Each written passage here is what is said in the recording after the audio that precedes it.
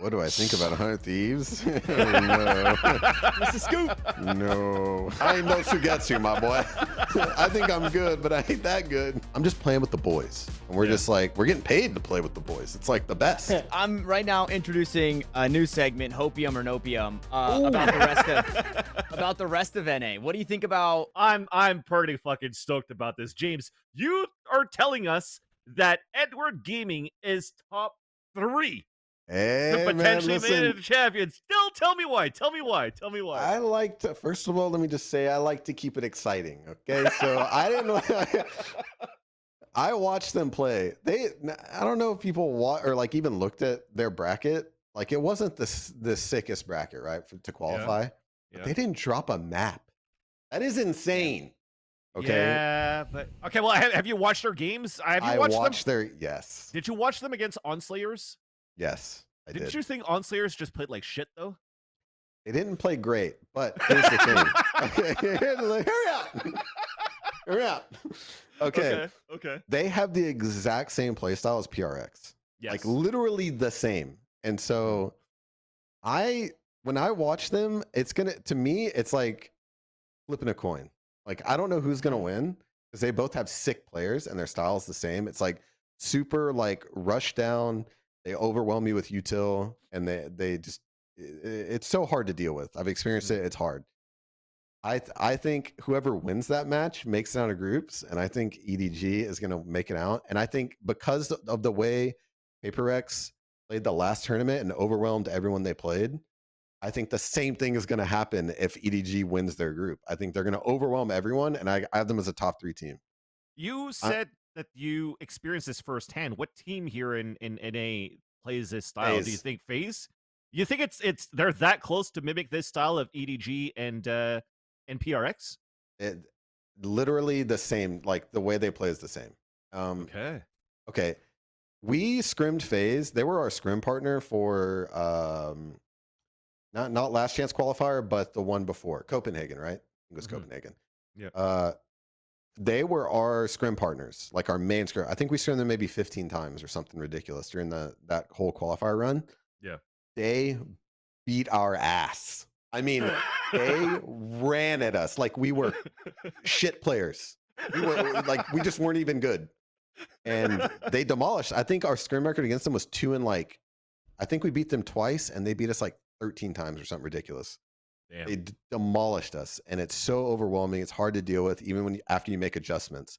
So I feel like whoever wins that match is going to make it out. But I also know that if EDG loses their opening match, I think they go 0-2. Okay, because that is, I think if you lose that opening match and you play that kind of style, you start to like doubt whether or not it's the right thing.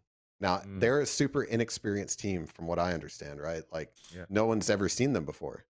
So I feel like if they lose, they go 0-2.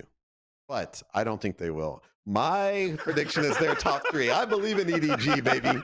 Let's go. So you talked about their inexperience. Do you not think that matters, that they're coming into the event and right off the rip, they have to play the number 2 from our last Masters event? I don't matter. No. Hayes sticks to his guns, man. I like that I'm about sticking to my guns here, all right? I believe in EDG. It's literally the same team. Am I wrong? They're the same team. Listen. Okay. I mean, go. Okay, so they could frag, they could trade. I think that's what I was going to ask you as well. He's like, what do you see that's so similar to PRX? Because PRX, for me, one thing that was good for them is that they actually had really good set plays, like trap plays on top of that too. Like the overwhelming with utility was good ways to actually get you like blinded, fucked up, break crosshair placement. You're like faded at an EDM concert, and then suddenly it just, as the security guard just fucking hits you with a clothesline. You know, like I think that's how PRX plays. But where EDG plays, they're just really good to have Kang push forward, own you with an operator, and then just have maybe life, satchel in, dash in, and entry and like individualistic plays, in my opinion. But I could be wrong based on what you've watched, because you're a fucking IGL here. So you go and look through the statistics, and it also, I mean, obviously you can see it in their play, but I had to double check. So I had looked at the stats first, and then I watched their play. So nobody who's their initiator Yes. had the highest cast I think I've ever seen throughout an entire tournament. He had Yeah. 83% cast, which Yep. is super high. And if you have a super high cast, that tells you inherently that they are playing as a team. And their whole team had high cast, for the record. Mhm. But he 83% is absurd. That is so crazy. That means, one, everything they're doing is working, and two, they're doing it together. And so that's really important. That, to me, that shows a fundamental base. And then I went and watched how they did it, and it's all through set plays. They have so many set plays, and they also have protocols, which we talked about earlier. Like, Yeah. it's obviously, I can't tell you exactly what their protocols are, but I definitely know that they have it, because I've seen they did similar executes with the same result in the post plant. It's like they know exactly how they're going to push. It's actually even higher than I thought. That was just for the finals, actually. Yeah, it's like 86%. That is crazy. Yeah. Yeah. Over 3 maps? That's absurd. Yeah, they are fundamentally good. But listen, you just said if you're losing that first game, right, and your play style and you're doubting yourself, do you honestly believe that at that point in time, teams, when they're losing such a game like the Paper X Edward one, do you think they start to doubt their play style on the international stage? Do you actually think that's like a thought process they'll have? I think so. I think they could Okay. get nervous. I really do, because, like, for example, this has happened to me as an IGL. We went into a game with a certain plan, and if it didn't work, like, I would notice mid match, mid half, I'd be like, wait a minute, that like, this is not how we prepped. Like, what they're doing is not how we prepared for it. So we need to change, and I would make the change, and sometimes it would work, sometimes it wouldn't. But, like, I would recognize those things. I'm like, going into the next map, I would say, oh my God. I think there's cats in fucking in Zescht's house or Someone some just shit. got attacked. Are the Turkish cats no. there? No, not yet. There's only Appa here. Go on. Please, I didn't drop anything on the floor. Sorry. The question. No, you're good, man. Don't worry about it. Yeah, I to be honest, I don't remember what I was saying. So You were about changing, adapting mid-round. Adapting mid-round. Sometimes it works, sometimes it doesn't. Oh yeah, so I'd go into the next map and I would say, like, okay, I'd be talking with the coaches. I'd be like, look, do you agree, disagree? Like, we would talk about it, and then if we agreed that they had definitely changed, I'd be like, okay, well, they could clearly change for the second map too. So we would come up with a new plan sometimes, and it would work, or sometimes it wouldn't, but most of the time it works. But, like, that is an adjustment that you can make mid-match, and they could do that if they lose their opening match, they could, especially if it's like 0-2, right? Yeah. They could go to the next one saying, okay, we need a different plan. And I don't know if they have time to make the adjustment, but they could. And especially if you come into it with backup plans already, they could just switch the backup plan right away. So I want to talk EDG. The way that they play obviously is one thing, but their IGL in Haodong is sometimes a Viper and sometimes an Initiator and then sometimes a Neon. And, like, with you having IGL experience, do you feel that affects the way that you can play from map to map and series to series? Like, it feels like there's just so much to worry about when your play style is literally changing every single map, because one time you're a Neon and the next time you're a Viper. Honestly, that's my dream. I mean, that's all I'm saying. That's my dream. Are you kidding me? James wants to frag. I have been preaching playing Neon. I'm like, please let me play Neon, please. No, but, like, so I can only speak for myself. I don't think that's a disadvantage, because I'm the type of player that wants to change all the time. I hate playing the same agent every map. It's so boring. Yeah. So it gets me excited whenever I get to play different roles and do different things. Does it cause a little confusion? Sure. Like, it's like one map I'm the entry, one map I'm not. So, like, I'm holding flank, and then suddenly someone's not holding flank because I'm not on that role anymore. So yeah, it can cause confusion. It can cause problems, but it's, from what I've seen, not really cause very many problems for them. They look really good. So I don't know, man.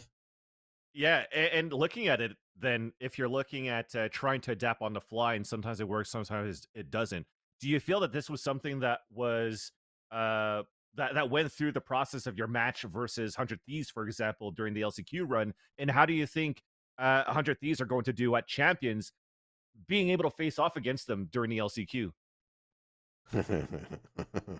What do I think about 100 Thieves? No. What's the scoop? No. I think they got really unlucky, and I don't think they're making out of groups, man. Oh shit!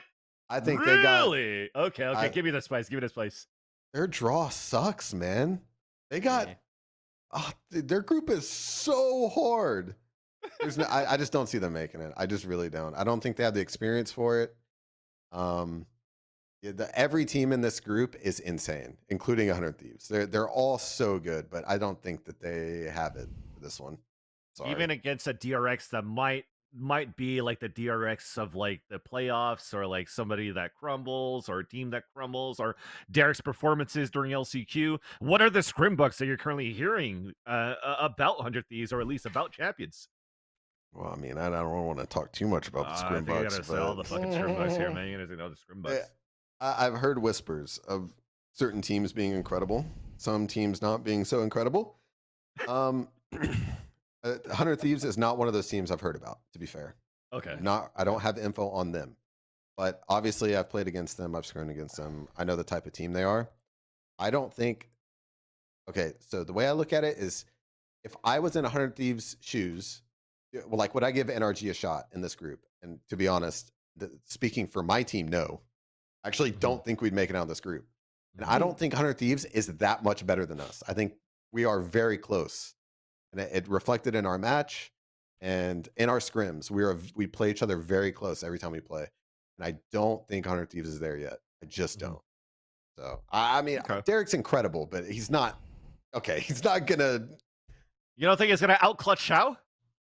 And this group is, they got unlucky, man. They got fucked. That's what you don't get. This is unlucky. I get it. It's going. How do you feel? Sorry, man. Sorry. Well, I was kind of curious because this is like the only group. It's a niche thing, right? It's a super niche thing.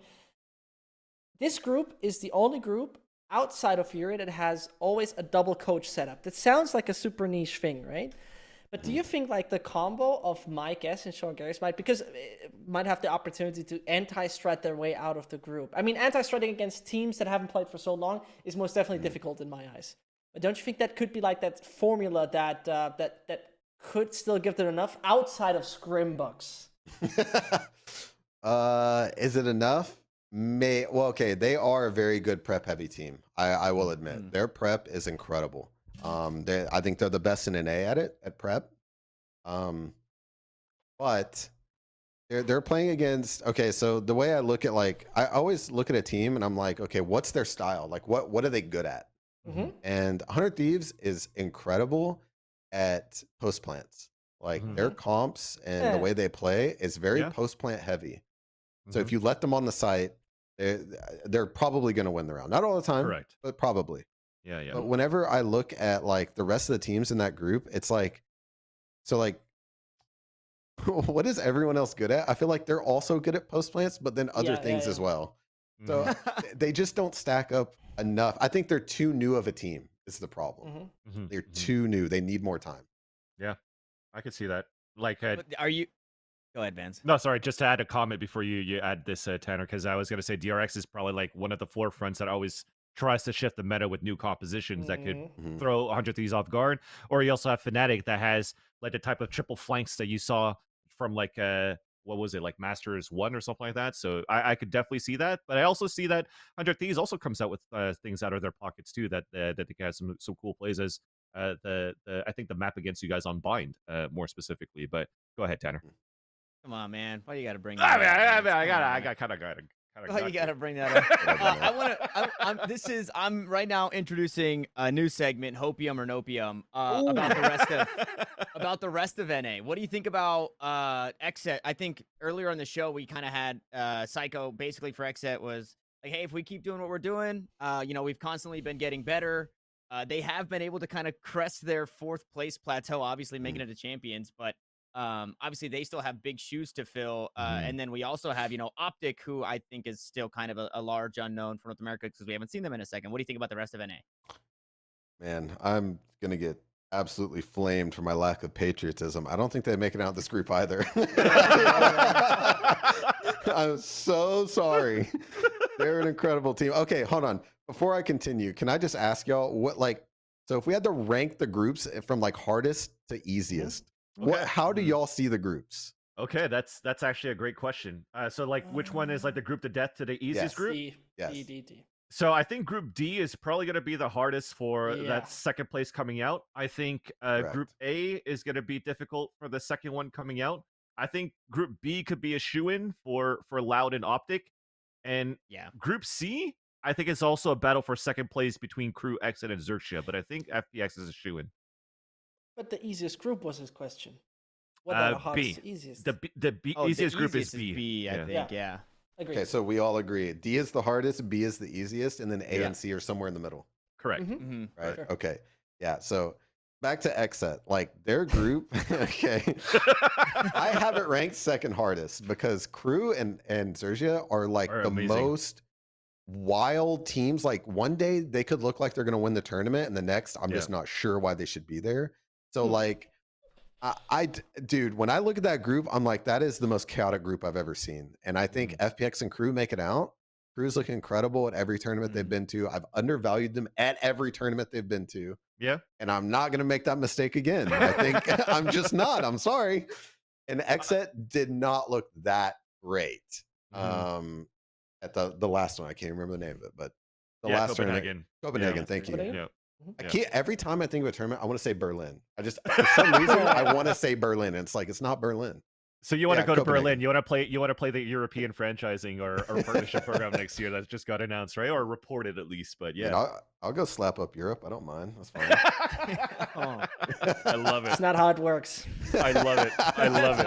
I love it. Even Xerxia for me is like one of those sleeper ones that you can't discredit them, right? So I think Xerxia might be able to finally pull something out too. I mean, they had some tough matches they had to play against in the last tournament session. Yet the only thing, because we talk about sleepers and teams that can be really good, the only one that's too much of an unknown to me is Boom.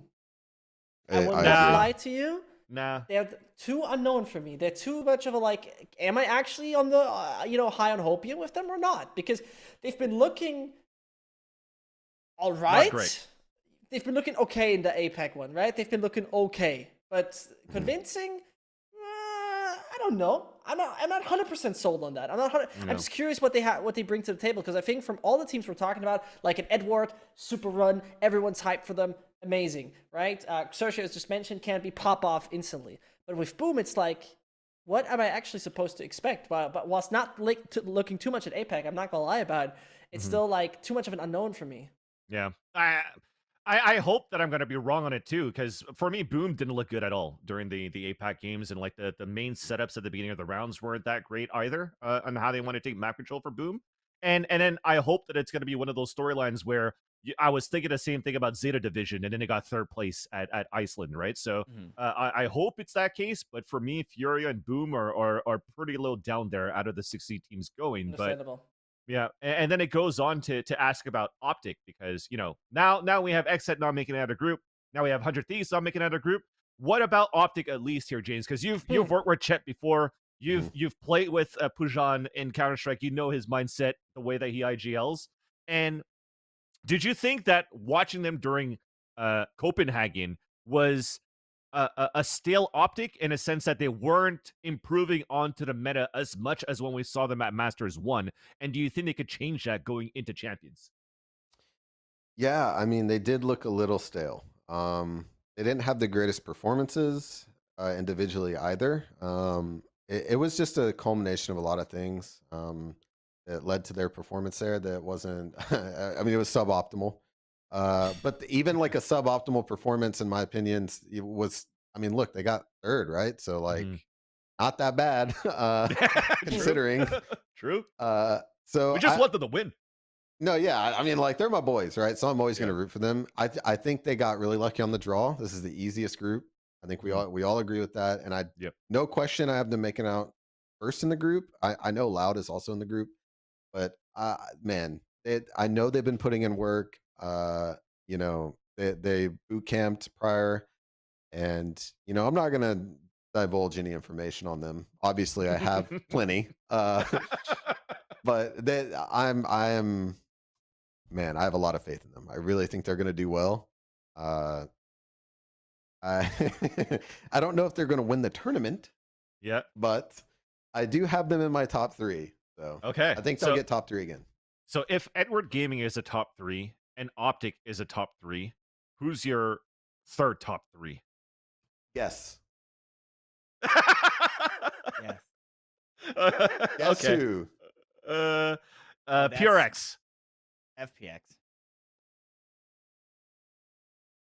Right. It is FPX. I just wanted to say it when you talked about FPX, you didn't, right? Yeah. Okay. No, I we didn't talk mean- about FPX. It is So- FPX. So why FPX then as your third one? Are you kidding me? They have the best player in the game, Sugetsu. That guy's insane. Dude, they played like an entire tournament without him, and then they brought him in, and then they won it. And I'm just like, they played good without him, and he's the best player. That team's incredible. Yeah. So you don't think it was like a Cinderella run when he finally joined? They're doing the lower bracket run. It's just like they just click, and it shows that it could potentially repeat itself. Yeah, I think so. I mean, Okay. like seriously.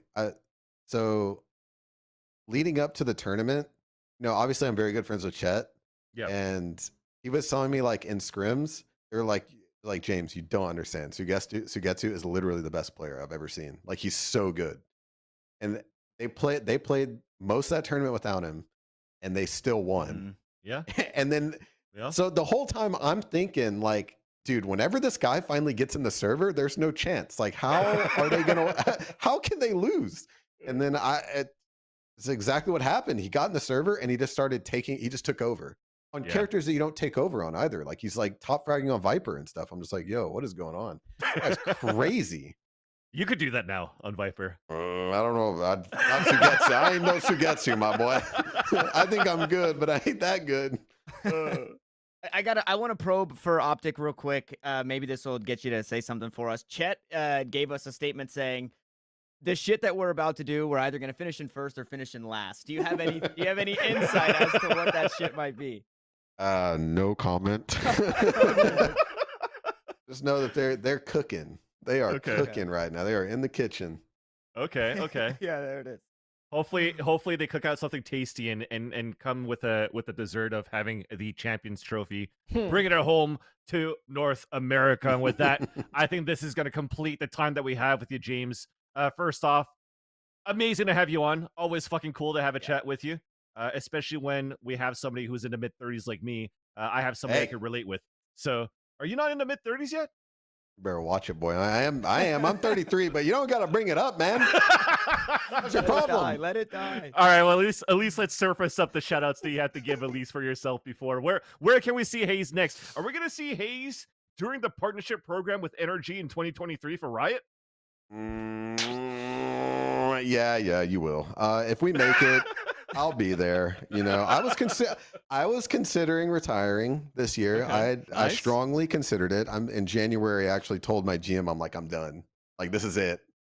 But I changed my mind. I'll play next year. I'm gonna play on my contract. So if we get franchising, I'll be there. If we don't make franchising, then I'm forced to retire. So, but yeah, well, actually, what I'll made be you here. want to stay? What made you want to stay then? Why the change of heart?